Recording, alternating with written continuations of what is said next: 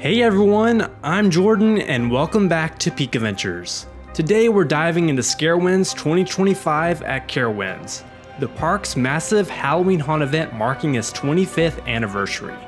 With new scare zones, updated haunted mazes, and an all-new upcharge maze based on the Conjuring Beyond Fear, and changes to access and pricing, there's a lot to cover.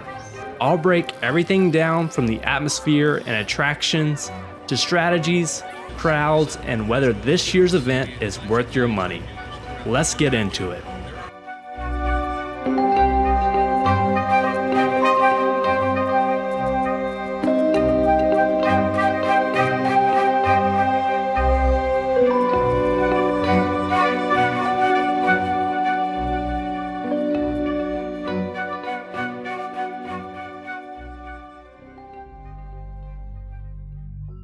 This year's SCarowinds lineup features 4 main scare zones plus a couple bonus areas that weren't even listed on the map but still had full theming and scare actors roaming around. Let's start with Cleaver Brothers' Sideshow of Screams. The park describes it as the circus that vanished decades ago, returning every Halloween and crawling out of the fog. This scare zone has the eerie circus aesthetic and the energy here was great. The scare actors were really interactive and leaned into their characters. Then there's the Glitch, which felt the most unique out of all of them compared to previous SCarowinds scare zones. Carowinds says it's a neon nightmare set in 2147 where a rogue AI corrupts reality. It's packed with neon lights, electronic music, and tons of scare actors. Because the scare zone is smaller than the rest, you can't really dodge the scare actors as they walk through the midway in front of the Thunderstriker lift hill. Harvest Fear keeps that more classic SCarowinds feel. It's described as a 1950s festival where scarecrows vanish, traditions turn deadly, and darkness taints at every flickering light.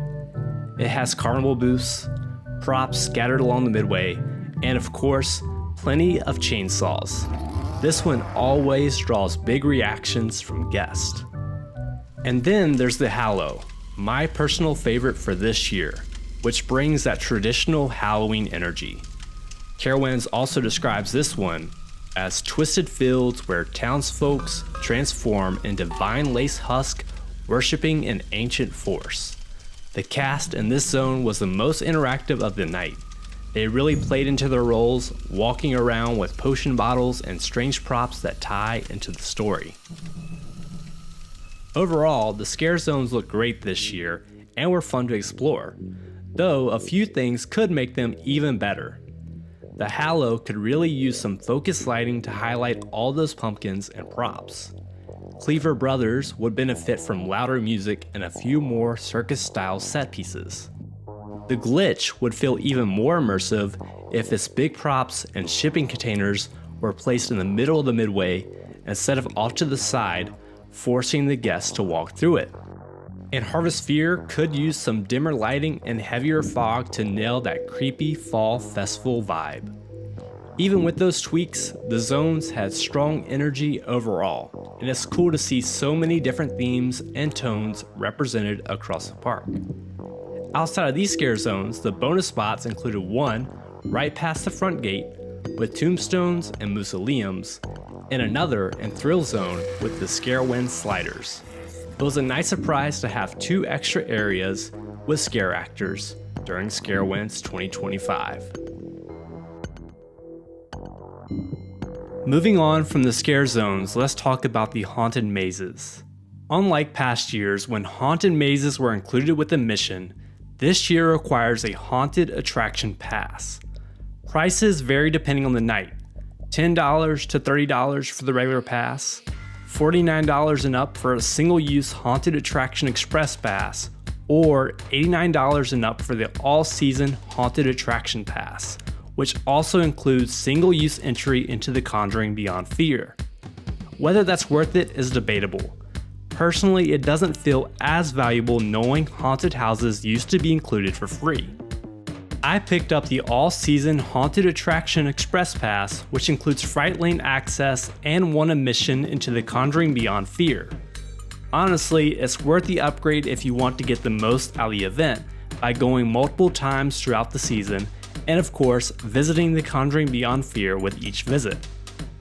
Ticket holders and season pass holders can redeem their passes at booths near the plaza stage at the front gate and booths located in Thrill Zone and Blue Ridge Junction. Guests will be given wristbands to indicate their purchase of their haunt pass with each night of their visit. I went through all 5 standard houses: Tooth Fairy, Silver Scream Studios Director's Cut, Slaughterhouse The Final Cut, Paranormal Inc., and Defects 2.0. On top of that, I also did the Conjuring Beyond Fear, a separately ticketed Screamium experience with the mission starting at $15 as an add-on. The Conjuring Beyond Fear was the clear highlight of the night and a must-do regardless of whether you're familiar with the films. It delivers on intensity, scares, and theming in a way that sets it apart from any of the other mazes. It's long, around 15 to 20 minutes, and includes projection mapping, highly detailed sets, and even actor-to-guest interaction. The only maze in the park where actors are allowed to touch guests. You're not just walking through, you're part of the story, carrying Annabelle and collecting totems along the way. It's unlike anything else at SCarowinds and one of the best mazes the event has ever had, feeling on par with what you'd find at Halloween Horror Nights at Universal Studios. Paranormal Inc. was one of the best from the standard lineup. It features strong sets, a double pre-show, and clever projection mapping. Despite being an older maze, it still stands out as one of the most polished mazes. Defects 2.0 replaced Depths of Darkness and pays homage to the original Defects maze. The maze did feel a little bit shorter than its Depths of Darkness counterpart.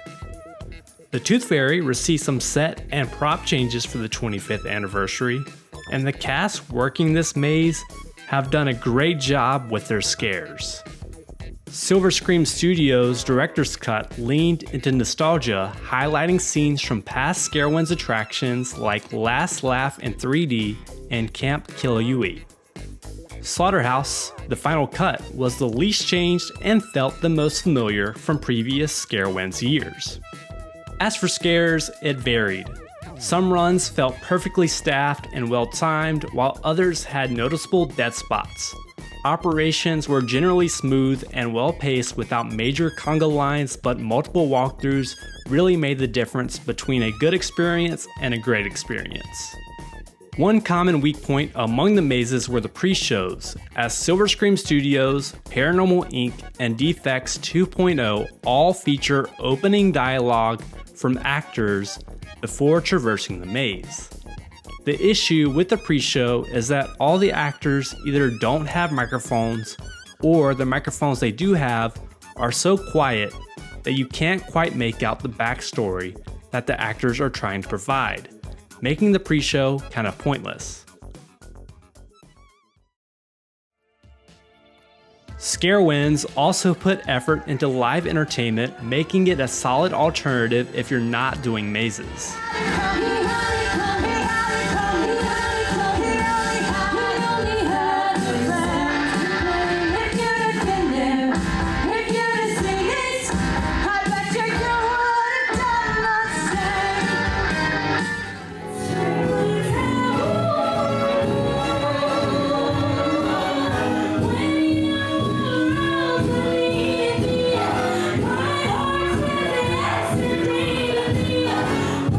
See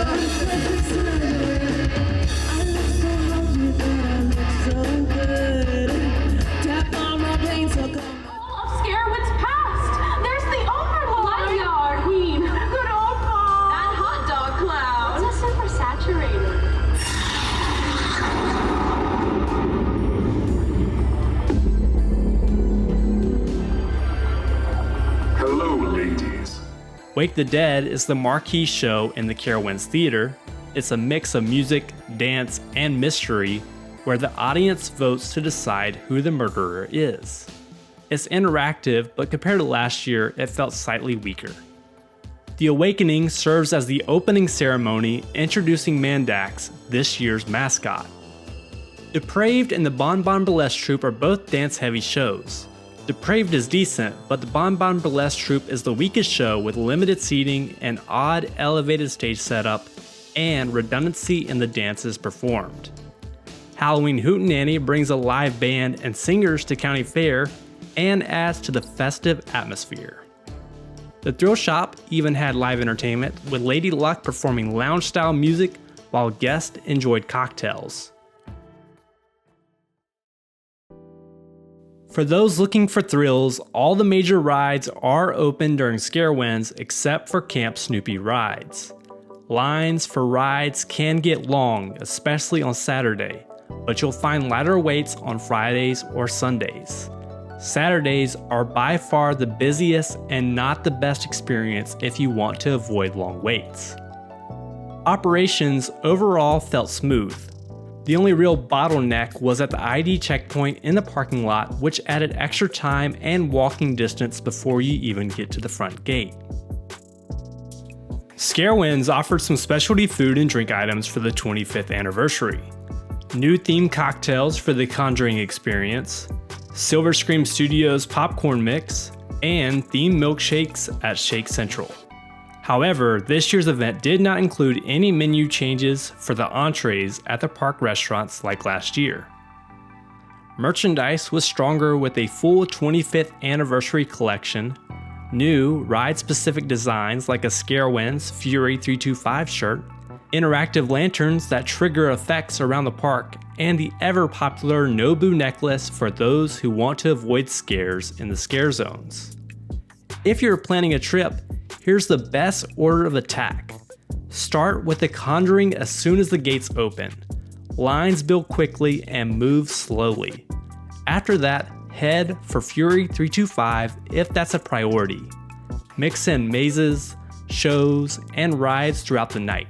This pacing helps you avoid the worst lines and get the most out of your evening. Remember, mazes require an upcharge pass and there's no re-entry once you leave. The chaperone policy is strictly enforced and guests 17 and under must have a 21 and up chaperone after 2 p.m.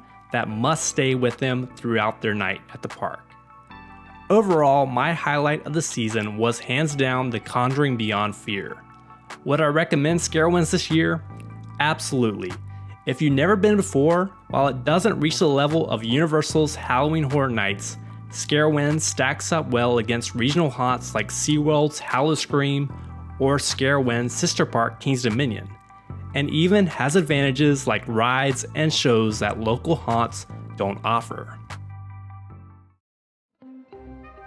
That's everything for SCarowinds 2025. Drop your thoughts in the comments. What was your favorite maze or scare zone this year? And if you're planning a trip, I hope this helps you make the most of it. If you enjoyed this breakdown, hit that like button and subscribe for more theme park coverage. Until next time, keep exploring with Peak Adventures. SCarowinds is now over. Come back soon if you dare.